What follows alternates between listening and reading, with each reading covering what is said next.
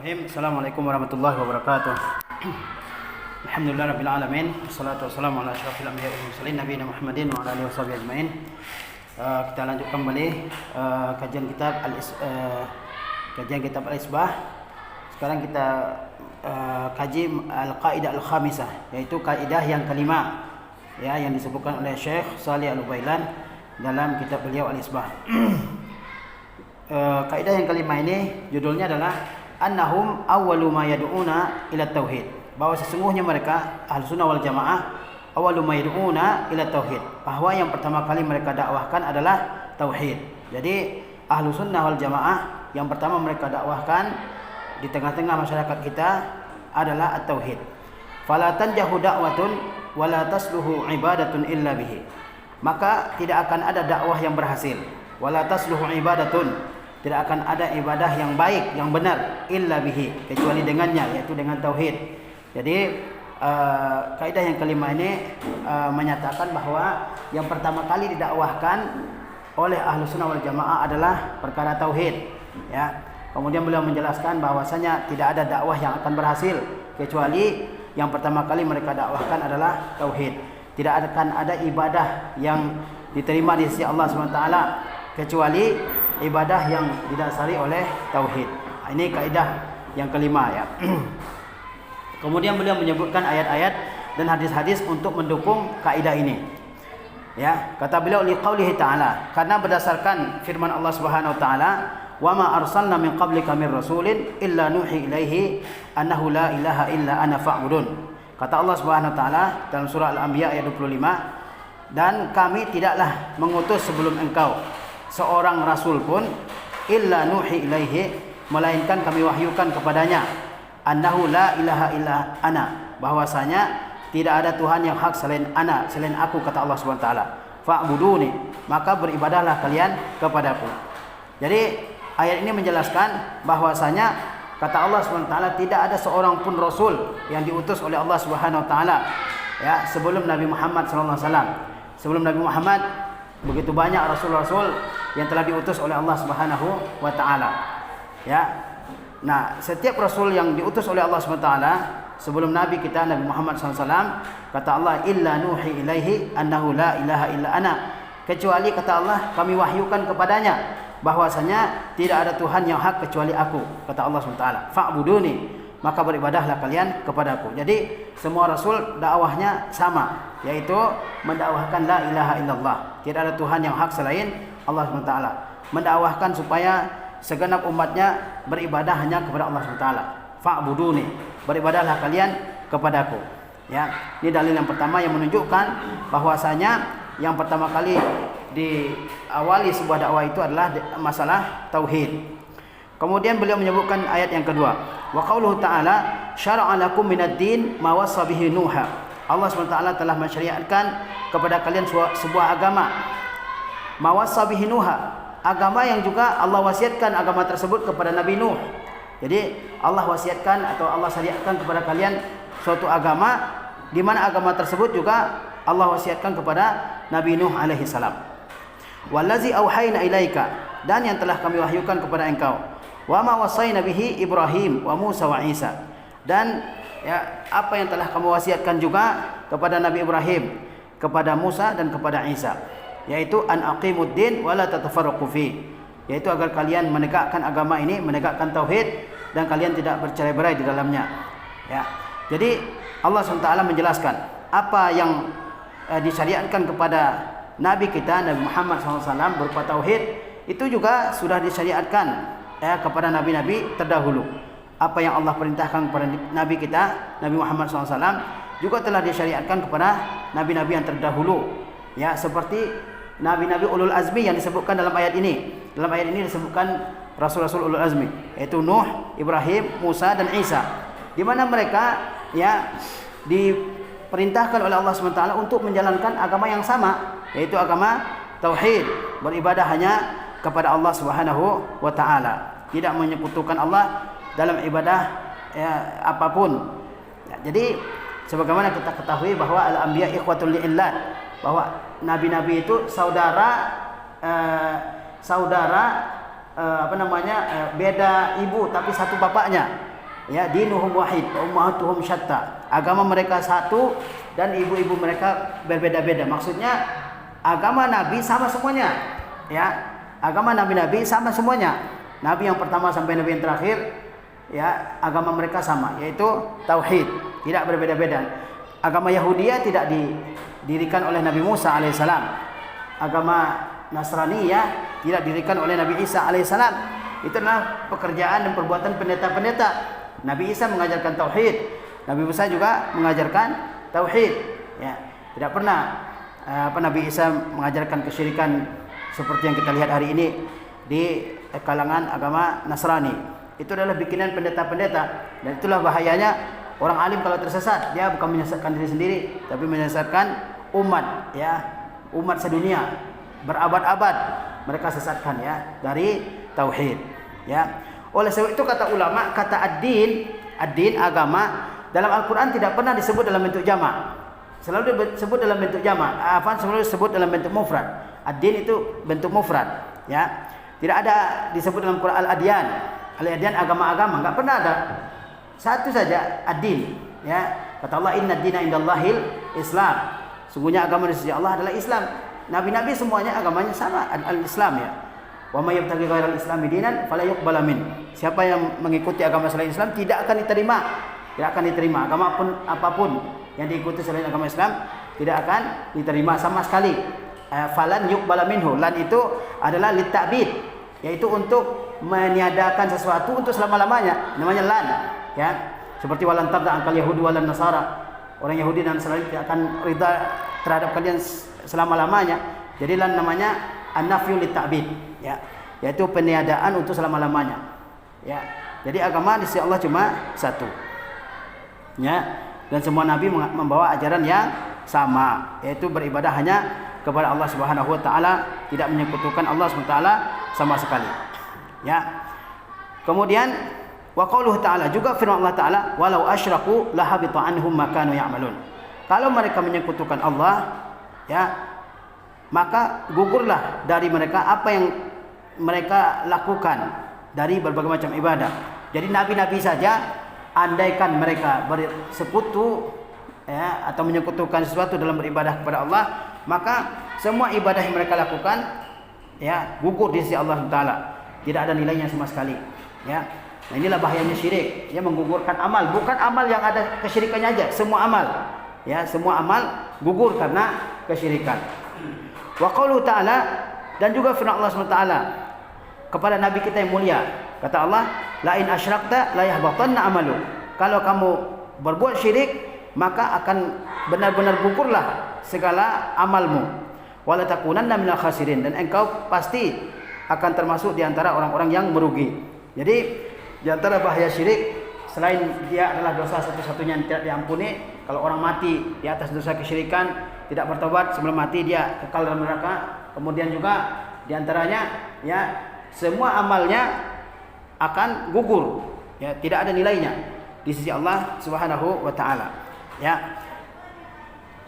Kemudian Allah SWT juga berfirman, ulaikal ladzina hadallah fabihudahu muqtadi. Mereka lah, yaitu nabi-nabi yang telah disebutkan, Nabi Nuh, Nabi Ishaq, Nabi Ibrahim, ya, dan nabi-nabi sebelumnya yang disebutkan sebelum surat Al-An'am ayat 90 ini. Kata Allah, ulaikal ladzina hadallah. Mereka itulah orang-orang yang telah Allah beri petunjuk. Fabihudahu muqtadi. Maka ikutilah petunjuk mereka, yaitu bertauhid. Qul la as'alukum alaihi ajra. Katakanlah, aku tidak meminta upah, ya, terhadap dakwahku. Ya, Nabi SAW tidak pernah mengharapkan upah atas dakwah yang beliau sampaikan. In huwa illa dzikra lil alamin. Yang aku sampaikan tidak lain hanya peringatan bagi alam semesta. Jadi ayat-ayat yang disebutkan oleh Syekh di sini menjelaskan kepada kita bahwasanya dakwah para nabi yang pertama adalah tauhid, ya. Coba kita lihat dalam Quran, semuanya mengajak kaumnya untuk bertauhid dan meninggalkan segala bentuk peribadatan kepada selain Allah Subhanahu wa taala. Oleh sebab itu, jamaah-jamaah dakwah yang ada zaman kita sekarang ini, kalau mau dakwahnya berhasil juga harus mengikuti cara nabi-nabi terdahulu. Apa yang mereka dakwahkan? Tauhid, ya. Itu yang pertama. Ya. Terkadang zaman sekarang ini masalah tauhid ini dijauhi supaya enggak bercerai-berai, enggak mau mengingkari kesyirikan, enggak mau mengingkari bid'ah, enggak mau mengingkari khurafat-khurafat yang tersebar di mana-mana. Supaya apa?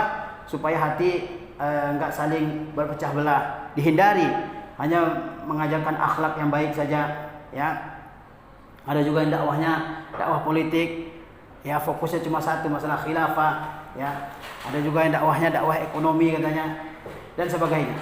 Padahal para nabi telah mencontohkan dakwah itu bagaimana, yaitu memulai dari tauhid, ya, memulai dari masalah tauhid. Ya, masyarakat kita, ya, sekarang ini bercampur, ya, akidahnya dengan kesyirikan. Banyak yang meminta ke kuburan, banyak yang meminta ke wali-wali, minta uang, minta kesehatan, minta keturunan, minta jodoh, ya.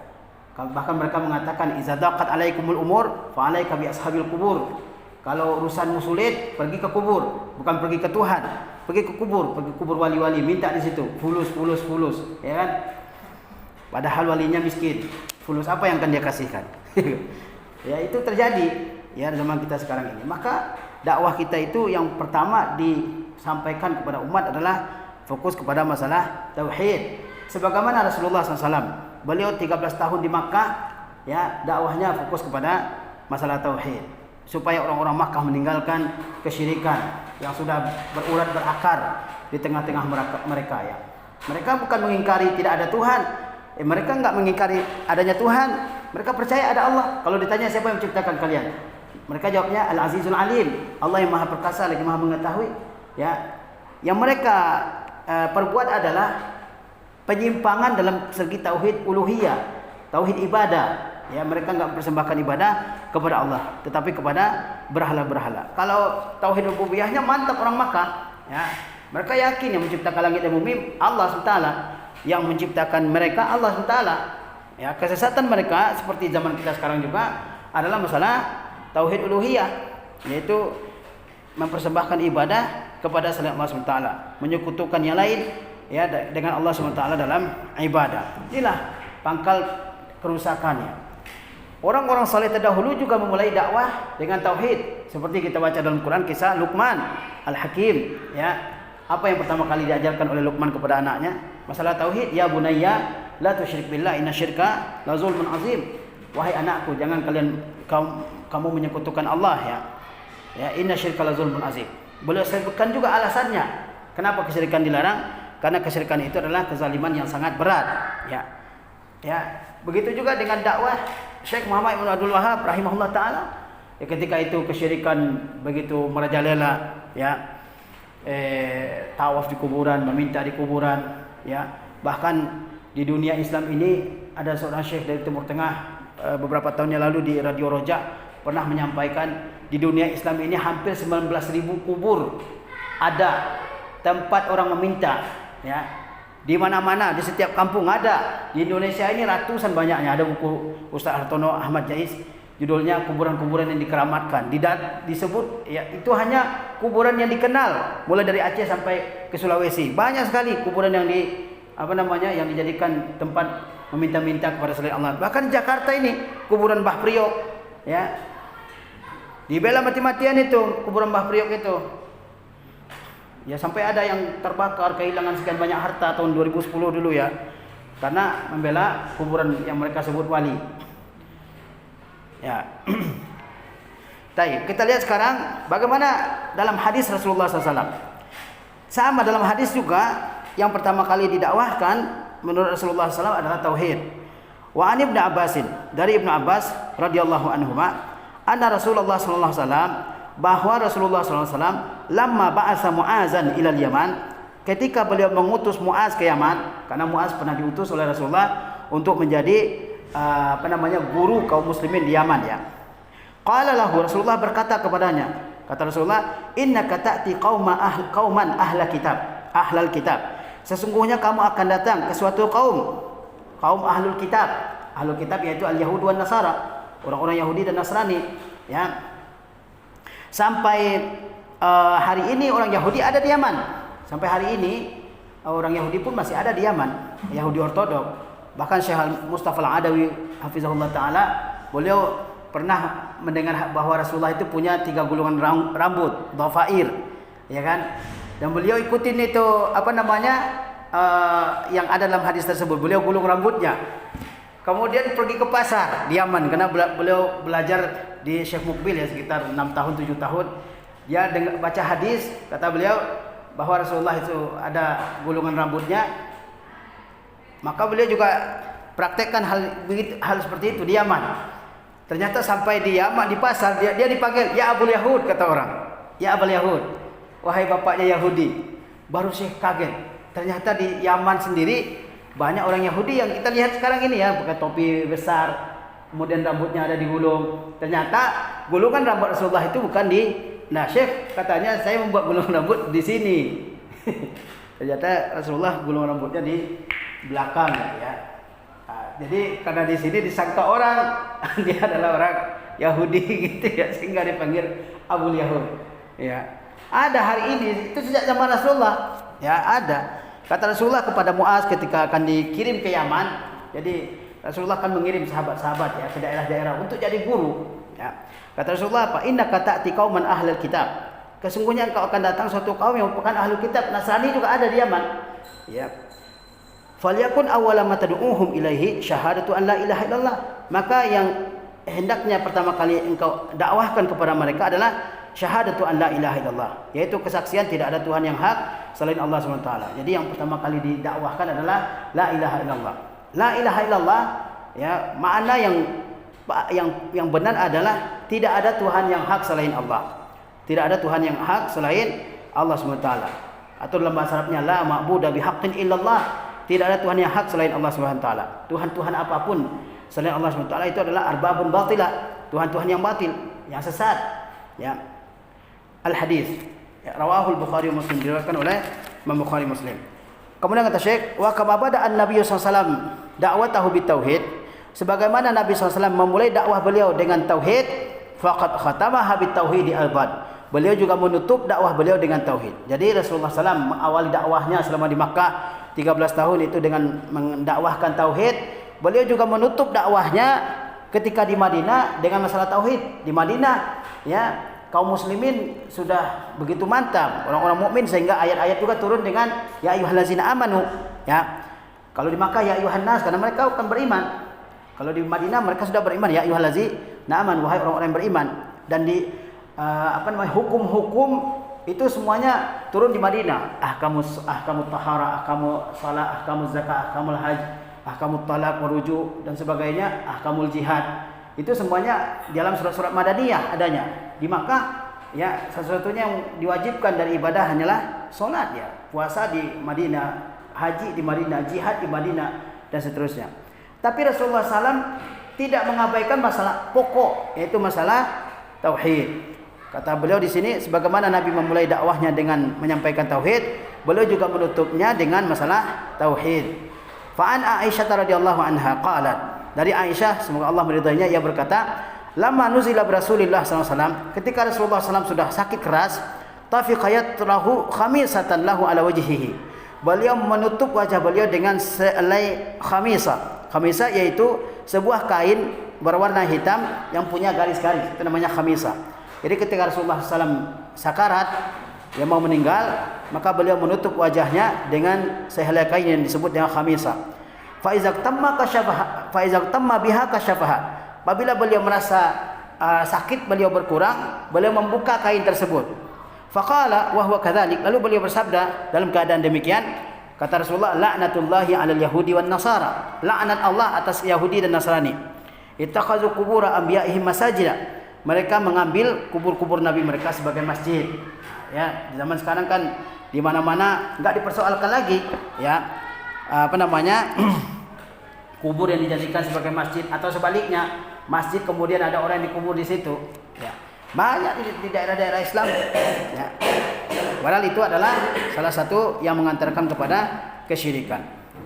Kemudian yuhadziru mimma sana'u, kata Aisyah radhiyallahu taala anha, beliau mengingatkan terhadap apa yang mereka lakukan ini, jangan ditiru oleh umat Islam, yaitu apa? Menjadikan kubur-kubur sebagai masjid ya. Walau lazalika la ubriza qabruhu sallallahu alaihi wasallam, kalaulah bukan karena kekhawatiran terhadap dijadikannya kubur sebagai masjid, la ubriza qabruhu, maka kubur Nabi akan dikuburkan di tempat yang terbuka. Ya, kenapa Rasulullah SAW dikuburkan di suatu tempat di rumah Aisyah?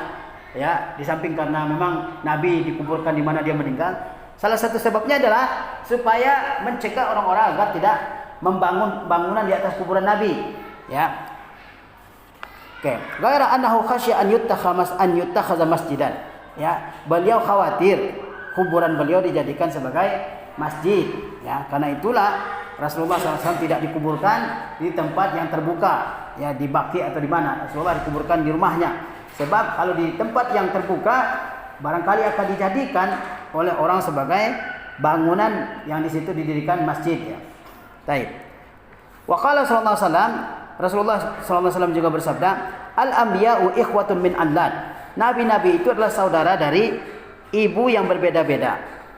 Maksudnya nabi-nabi itu berasal dari suku-suku yang berbeda-beda, dari bangsa-bangsa yang berbeda-beda. Wa ummahatuhum syatta. Ibu mereka, maksudnya asal mereka berbeda-beda. Ya kan, Nabi ada Bani Israel, ada kaum Ad, kaum Samud, ada kaum Nabi Nuh, ada dari bangsa Arab dan sebagainya. Ya, ummahatuhum syatta. Ibu mereka berbeda-beda. Wa dinuhum wahidun. Sedangkan agama mereka satu. Jadi Nabi itu ya mengajarkan hal yang sama meskipun berasal dari dari suku-suku yang berbeda, dari kabilah yang berbeda, ya dari bangsa-bangsa yang berbeda, tetapi agama mereka yang mereka ajarkan kepada kaumnya satu, yaitu agama apa? Tauhid. Wa dinuhum wahid. Agama mereka satu, ya. Jadi kesesatan kalau orang mengatakan Yahudiyah itu pendirinya agama adalah siapa? Adalah Nabi Musa. Kemudian Kristen, ya kan, pendirinya orang Nasrani, bukan, ya. Baik. Akhrajahu maksudnya hadis ini diriwayatkan oleh Imam Bukhari dan Imam Muslim.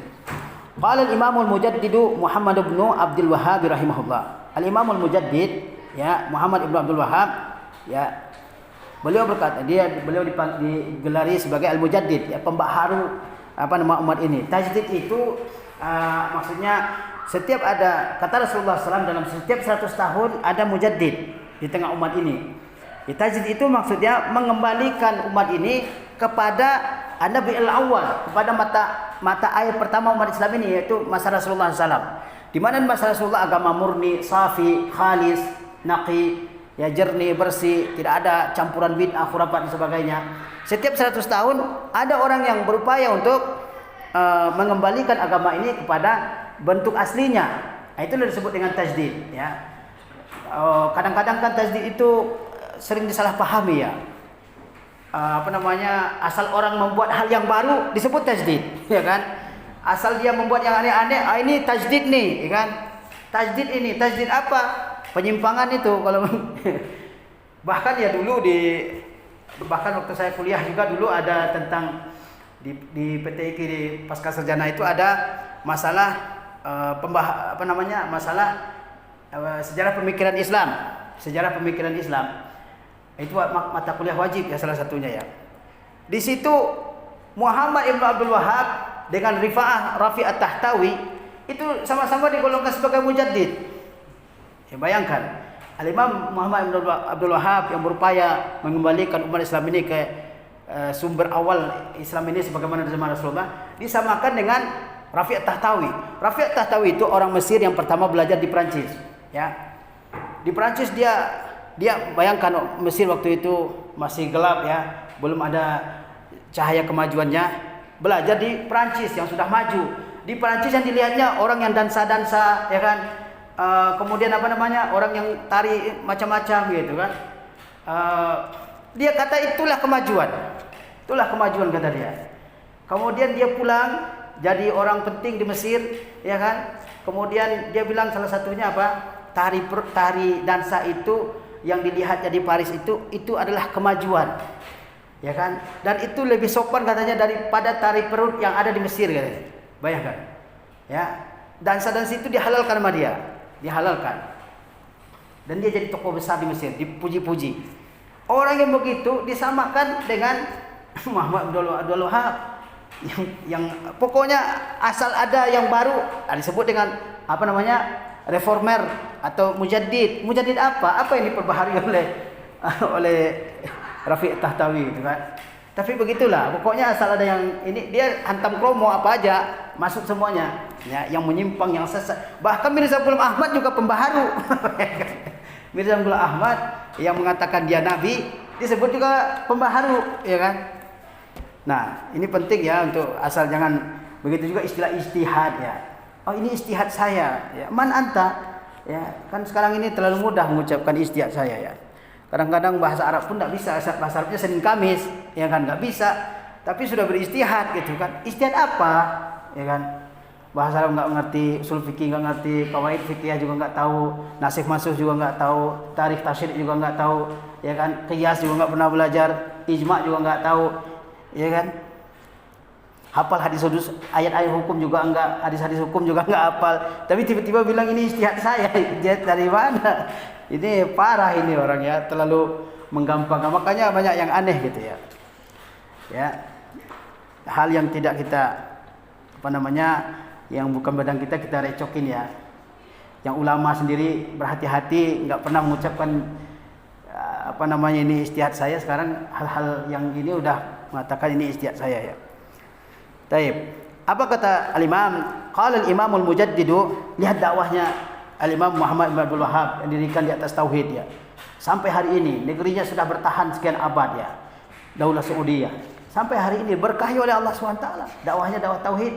Ya meskipun tentu ada namanya juga manusia ya, ada kekurangannya.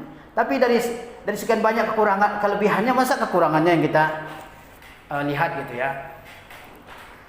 Ya. Alhamdulillah negerinya hari ini dulunya kering ya, yang ada cuma onta, miskin, terbelakang.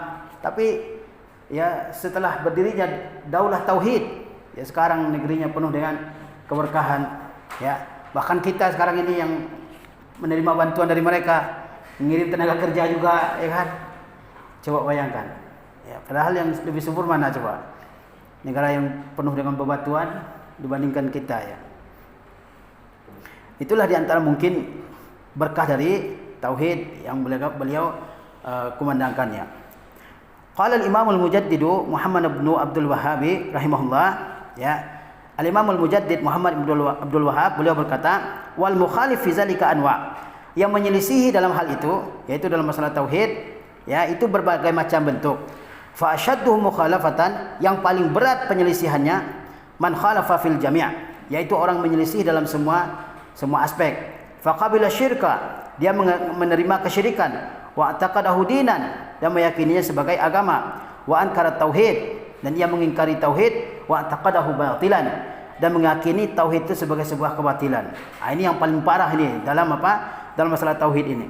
Orang yang meyakini ya bahwa syirik itulah yang benar, lalu dia yakini dengan seyakin-yakinnya, lalu dia mengingkari tauhid dan menganggapnya sebagai sebuah kesesatan. Tauhid dianggap sebuah kesesatan, sebagai sebuah yang batil ya, sementara syirik diterima ya.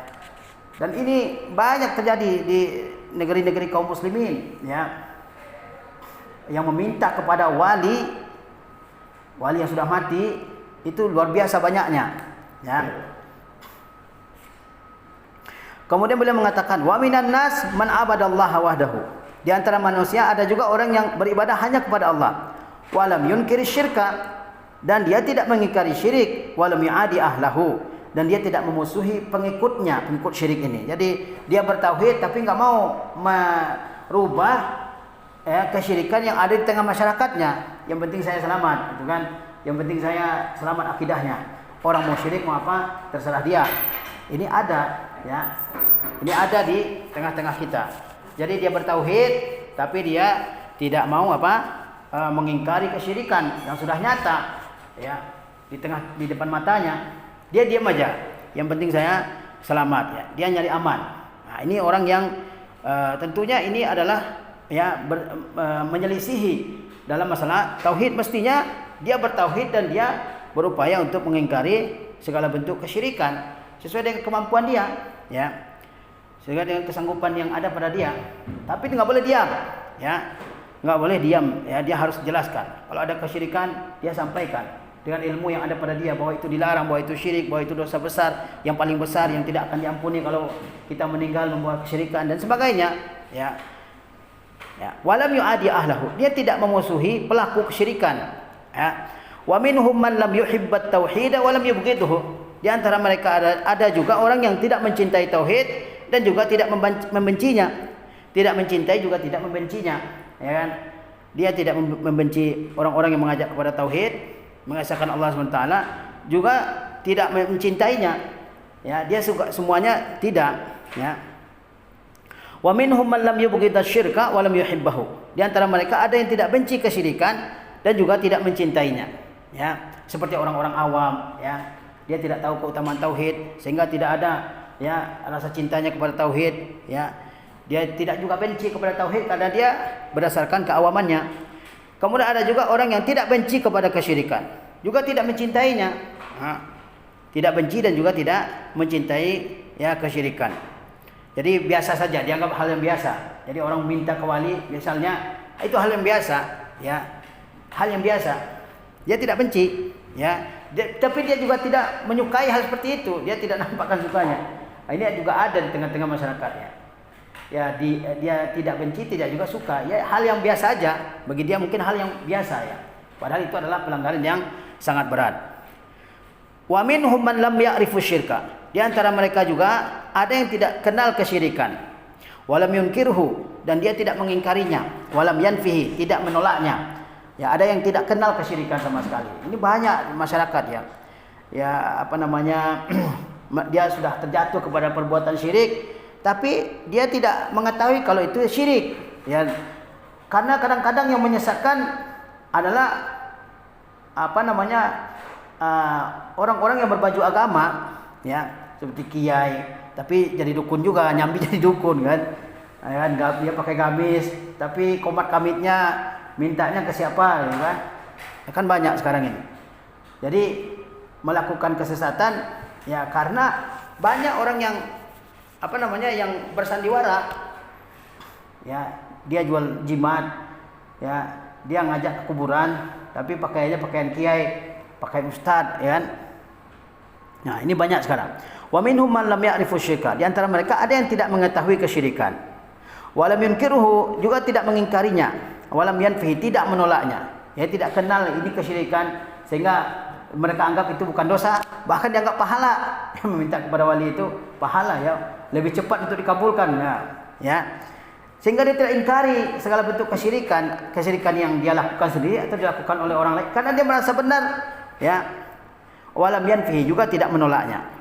Wa minhum man lam ya'rifu tauhid wa lam yunkirhu. Di antara mereka ada yang tidak tahu tauhid dan juga tidak mengingkarinya, ya. Wa minhum wa huwa asyaddul anwa'i khataran. Di antara mereka, dan ini yang paling bahaya sekali, man amila bit tauhid wa lam ya'rif qadrahu. Yaitu orang yang mengamalkan tauhid tapi tidak mengetahui kedudukannya. Walam yubghid man tarakahu walam yukaffirhu. Dan tidak membenci orang yang meninggalkannya, namun dia juga tidak mengkafirkan mereka, ya. Ini yang paling bahaya kata Syekh, yaitu orang yang dia bertauhid, ya, tapi dia sendiri tidak mengetahui nilai dari tauhid tersebut, sehingga ya dia diam, tidak mau mendakwahkan tauhid yang dia yakini, ya. Walam yubghid man tarakahu, dan tidak membenci orang yang meninggalkan tauhid. Walam yukaffirhum, dan tidak mengkafirkan mereka, ya. Orang melakukan kesyirikan, orang melakukan ya segala bentuk pelanggaran berat, ya, dia diam aja, dia tidak benci. Nah, ini yang paling berbahaya. Kemudian Syekh menjelaskan, wa alam anna tauhid wa ittiba'al hawa mutadaddan. Ketahuilah bahwasanya bertauhid dan mengikuti hawa nafsu mutadaddan, itu saling berlawanan. Jadi antara tauhid dan mengikuti hawa nafsu itu adalah dua hal yang saling berlawanan. Fa ainal hawa sanamun, karena hawa nafsu itu adalah berhala. Wa likulli abdin sanamun fi qalbihi, dan setiap hamba punya berhala dalam hatinya, bihasabi hawahu, sesuai dengan hawa nafsunya. Oke. Jadi apa yang terlalu diagungkan, terlalu dicintai, terlalu dihormati oleh seseorang, ya kan? Idolanya misalnya, ya, terlalu diagungkan dalam hatinya, itulah sanamun, itulah berhala. Kata Syekh apa? Walikulli abdin sanamun. Setiap hamba ada berhala dalam dirinya. Bihasabi hawahu, sesuai dengan apa yang dia sukai. Wa inna ma ba'asallahu rusulahu bikasril asnam wa ibadatihi wahdahu la syarikalahu. Sesungguhnya Allah mengutus Rasul para rasul untuk menghancurkan berhala-berhala tersebut dan untuk beribadah hanya kepada Allah Taala yang tidak ada sekutu baginya. Jadi dalam diri setiap manusia ada berhala, ya. Berhala yang sesuatu yang sangat dicintai, sangat dihormati, sangat diagungkan, tidak mau diusik sama sekali oleh orang lain. Itulah berhala. Ya. Walaisa muradullahi kasra al-asnamil mujassadah. Maksud Allah SWT mengutus Rasul bukan menghancurkan berhala yang berwujud. Wa tarkal asnamil lati fil qalbi, lalu membiarkan berhala yang ada dalam diri. Balil muradu kasruha minal qalbi awalan. Tapi yang dimaksud adalah menghancurkan berhala yang ada dalam hati yang pertama. Nah, itu dulu. Jadi yang dihancurkan adalah seperti orang-orang musyrik Makkah, ya kan? Mereka itu sangat menghormati berhala-berhala mereka, patung-patung mereka, ya. Mereka mau mati demi patung itu. Mereka mau mengorbankan apa saja, ya. Itu tertanam kuat dalam hatinya. Nah, keyakinan dalam hati itulah yang pertama kali dihancurkan, ya, oleh dakwah tauhid. Dan itu sangat berat, ya, untuk menerima dakwah tauhid itu. Di situ beratnya. Ada orang yang meyakini mungkin juga berhala itu bentuknya pemahaman, pemikiran, mazhab, aliran filsafat, aliran akidah, aliran tasawuf, tarekat dan sebagainya. Syekh mungkin dalam, ya, yang terlalu diagungkan, guru, ustadz, kiai yang terlalu diagungkan, sehingga ketika dakwah tauhid datang pasti membentur berhala yang ada dalam hati tersebut. Enggak mau, ya kan? Kiainya disesatkan, dia mau mati bela, kan? Atau misalnya tarekatnya dikatakan bid'ah misalnya, sampai mati-matian dia bela, ya. Mungkin dia segala potensi ada ini dikerahkannya untuk membela apa? Tarekat dia. Ya kan, inilah benar dari Rasulullah bersanad dan sebagainya gitu kan. Jadi apa? Dalam diri setiap manusia ada berhala. Yaitu yang sesuatu yang sangat diagungkan, yang sangat dicintai, yang sangat dimuliakan. Mungkin bentuknya harta benda, mungkin bentuknya pangkat, dan apa ajalah bentuknya gitu ya. Nah, tauhid datang untuk menghancurkan hal itu. Ya. Qala Al-Hasan bin Ali Al-Mutawwi'i. Al-Hasan bin Ali Al-Mutawwi'i berkata, "Sanamu kulli insanin hawahu." Berhala setiap manusia adalah hawa nafsunya. Faman kasarahu bil mukhalafah istahaqqa ismal futuwa. Siapa yang menghancurkan berhala dirinya tersebut dengan menyelisihi kehendaknya, maka dia berhak mendapatkan nama al-futuwa, yaitu jantan, ya. Al-futuwa atau gagah berani al-futuwa. Jadi berhala dalam setiap diri manusia adalah hawa nafsunya yang selalu ingin mengajak dia, ya, kepada segala sesuatu yang menyelisihi tauhid. Nah, siapa yang bisa mengalahkan berhala yang ada dalam dirinya, dialah yang menang, dialah yang raja, ya. Wa ta'ammal qaul al-Khalil sallallahu alaihi salam liqaumihi. Perhatikanlah ucapan Al-Khalil alaihi salam, ya. Yaitu Nabi Ibrahim Al-Khalil adalah Nabi Ibrahim alaihissalam. Perhatikan ucapannya kepada kaumnya, ya. Apa kata Nabi Ibrahim? Ma hazihi tamathilul lati antum laha aqifun. Apa berhala-berhala yang kalian semua berdiam diri dalam waktu yang lama untuk beribadah kepadanya, ya. Kaifa tajiduhu mutabiqan lit-tamathil allati yahwaha al-qalb. Bagaimana kamu dapati berhala tersebut sesuai dengan berhala yang disenangi oleh hati? Wa yaqifu 'alaiha, dan dia berdiam diri dalam waktu yang lama terhadap berhala tersebut. Wa ya'buduha min dunillah, dan dia sembah, ya, selain Allah Subhanahu wa taala. Jadi, ya, berhala yang ada wujudnya itu hanya, ya, implikasi dari berhala yang ada dalam hati manusia. Jadi kalau orang mau menghancurkan berhala yang ada dalam berwujud, maka yang pertama adalah hancurkan berhala yang ada dalam hati manusia. Ya, berhala dalam hati itu segala bentuk, ya, yang terlalu diagungkan, disanjung, disayangi, disenangi, dibela dengan mati-matian, itulah berhala dalam setiap diri manusia, ya. Kemudian qala Allah Ta'ala, "Ara'aita man ittakhadha ilahahu hawahu." Apakah kamu melihat orang yang mengambil hawa nafsunya sebagai tuhannya? Afa anta takunu alaihi wakila? Apakah kamu bisa menjadi penolongnya? Am tahsabu anna aktsarahum yasma'un aw yaqilun? Apakah kamu menyangka bahwa sebagian besar mereka mendengar atau melihat? Inhum illa kal an'am. Mereka itu tidak lain seperti binatang. Bal hum adallu sabila. Bahkan mereka lebih sesat jalannya. Nah, inilah dia berhala yang ada dalam tiap diri manusia, yaitu hawa nafsunya, ya, yang senantiasa menyesatkan dan membelokkan jalan manusia dan menentang setiap orang yang mencoba untuk mendakwahkannya untuk bertauhid. ya. Ya, ketika kita dakwahkan tauhid, maka dia akan membela mati-matian, ya, filsafatnya, mazhabnya, tarekatnya, syekhnya, ya, pemahamannya, ajarannya dan sebagainya dengan segala kekuatan yang ada pada dia. Nah, dakwah tauhid itu adalah menghancurkan berhala-berhala yang dalam hati tersebut, lalu mengarahkannya untuk beribadah hanya kepada Allah Subhanahu wa taala. Sedikit lagi. Wa amal ubudiyatul mutlaqatu fala yu'rafu sahibuha bismin muayyan min ma'ani asma'iha. Ubudiyah mutlaqah yaitu penghambaan diri yang menyeluruh, maka pelakunya tidak dikenal dengan nama tertentu, ya. Jadi hamba Allah Subhanahu wa taala yang sebenarnya, yang totalitas itu tidak dikenal dengan nama-nama tertentu. Seperti kita lihat sekarang ini, tarekat ini, ya kan, tarekat ini fokus kepada zikir hu misalnya, ada zikir hu, lama-lama hu kan, tiap pagi hu, ya kan, sehingga sebut dengan jemaah hu. Dia bilang nggak sopan kalau kamu zikirnya Allahu Akbar, Subhanallah, Alhamdulillah, itu nggak sopan terhadap Tuhan. Awalnya Subhanallah, itu nama Allah, lama-lama lagi hu, pukul 3 pagi hu, gitu kan. Ada juga yang mungkin ya jamaah maulid, ya maulid aja terus, ya kan, sehingga dikenal dengan jamaah maulid, ya. Ada macam-macam, ya. Nah, orang yang ubudiyah mutlaqah, yang dia adalah hamba Allah secara totalitas, dia tidak dikenal dengan nama-nama itu, dengan tarekat ini, tarekat Ahwazan Jabil, ya kan, tarekat apalah macam-macam, yang zikirnya ini, zikirnya itu, enggak, ya. Fa innahu mujibun lidaiyaha. Dia itu orang yang mengamalkan segala bentuk ubudiyah, ya. Ala ikhtilafi anwa'iha, yang berbagai macam bentuknya. Jadi Ahlus Sunnah tidak dikenal dengan satu ciri khasnya gitu, zikirnya khas gitu kan, atau sholatnya khas, nggak ada, ya. Yang membuat dia berbeda dari ajaran Rasulullah SAW, nggak ada. Falahu ma'a kulli ahli ubudiyatun, falahu ma'a kulli ahli ubudiyatin nasib. Mereka itu memiliki bagian dari setiap ubudiyah, ya. Mereka orang yang zuhud, yang wara, yang bersabar, yang bertawakal, yang ahli zikir, yang ahli ilmu dan sebagainya, ya. Yadribu ma'ahum bisahmin. Dia mengambil setiap saham dari mereka, dari orang-orang yang ahli ibadah. Fala yataqayyadu birasmin. Tidak terikat dengan suatu gambar.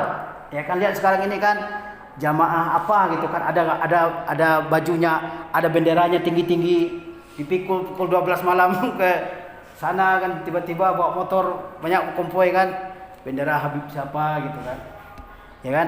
Ahlus Sunnah tidak dikenal dengan itu, tidak ada gambar-gambarnya Ahlus Sunnah itu, atau syekhnya, siapa syekhnya, ya. Wala isyarat, tidak juga simbol-simbol tertentu, ya.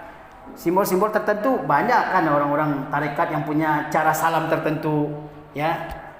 Cara apa, di Mesir itu ada tarekat yang salamnya itu, salamnya selalu begini. Kita disalami orang selalu gini. Ada juga yang pegang kepala gini kan. Nah, tidak ada simbol-simbol tertentunya. Wala ismun, tidak juga ada nama tertentu, ya. Wala bizi, tidak ada juga pakaian tertentunya, ya. Ahlus Sunnah tidak dikenal dengan gambar tertentu, dengan simbol-simbol tertentu, dengan nama tertentu, ya kan. Juga tidak dengan pakaian tertentu. Lihatlah jamaah-jamaah itu, dia punya, ada yang sorbannya lancip ke atas kan, warna hijau kan. Ada yang macam-macam, yang semua pakaian hitam, ya, hitam dari atas ke bawah semua, ya, dan sebagainya. Wala tariqin wad'in istilahi, juga tidak dikenal dengan, ya, apa namanya, istilah buatan sendiri, ya. Bal in su'ila an syaikhihi, bahkan mereka Ahlus Sunnah itu kalau ditanya tentang syekhnya, qala ar-rasul, mereka menjawab syekh saya adalah Rasulullah SAW. Wa an tariqihi qala al-ittiba, ya, tentang tariqahnya. Kan sekarang ini orang ngikutin tarekat, ya, tarekat. Apa tarekat kamu? Ya. Tarekat itu banyak dalam dunia Islam, ya. Ya, setiap orang punya tarekat sendiri, ya, tarekat Saziliyah, tarekat Naqsyabandiyah, Qadiriyah, tarekat apalagi Syatariyah dan semuanya. Pokoknya siapa yang punya mimpi hebat, dia bisa diriin tarekat sendiri dan bisa punya masjid sendiri, punya apa namanya, punya tempat zikir sendiri, punya umat sendiri, ya, yang berbeda-beda. Dan mungkinkah itu berasal dari Allah Taala? Antara tarekat ini dengan tarekat itu zikirnya beda-beda, ya kan, cara ibadahnya beda-beda, ya kan? Mungkinkah itu berasal dari Allah Taala? Ya, kalau bukan buatan syekh-syekhnya sendiri, ya. Jadi nggak mungkin. Kalau kita ngikuti Rasulullah sama semua caranya. Lihat Ahlus Sunnah wal Jamaah dimanapun kita pergi, kalau mereka ikuti Rasulullah, salatnya sama semuanya. Pergi ke Makkah, ke Mesir, ke Yordania, ke Indonesia, kemana sama aja. Tapi kenapa tarekat-tarekat itu beda-beda? Sehingga ada namanya tarekat Mu'tabarah, ya kan? Berarti ada yang nggak Mu'tabarah. Di Indonesia ini ada yang Mu'tabarah. Entah apa ukurannya Mu'tabarah nggak tahu, ya kan? Asal senang saya itu Mu'tabarah, atau enggak suka dengan saya bukan Mu'tabarah, apa begitu atau bagaimana? Wa an khirqatihi qala libasut taqwa. Juga tentang dulu orang-orang sufi itu kan dikenal dengan pakaian yang compang-camping, tambal-tambal gitu kan. Nah, kalau kita Ahlus Sunnah apa ciri khasnya? Apa dia bilang? Libasut taqwa, yaitu pakaian ketakwaan. Orang Ahlus Sunnah ya tidak tampil dengan baju yang compang-camping, kotor, ya kan berbulan-bulan enggak dicuci, bau dan sebagainya ya. Taib. Wa an mazhabihi qala tahqimus sunnah. Tentang mazhabnya apa? Yaitu tahqimus sunnah, yaitu menerapkan sunnah. Ya. Taib. Nah, inilah ya yang bisa kita jelaskan pada kesempatan ini. Insyaallah kita lanjutkan pada pertemuan yang selanjutnya. Wassallallahu ala nabiyina Muhammad wa ala alihi wasallam. Assalamualaikum warahmatullahi wabarakatuh.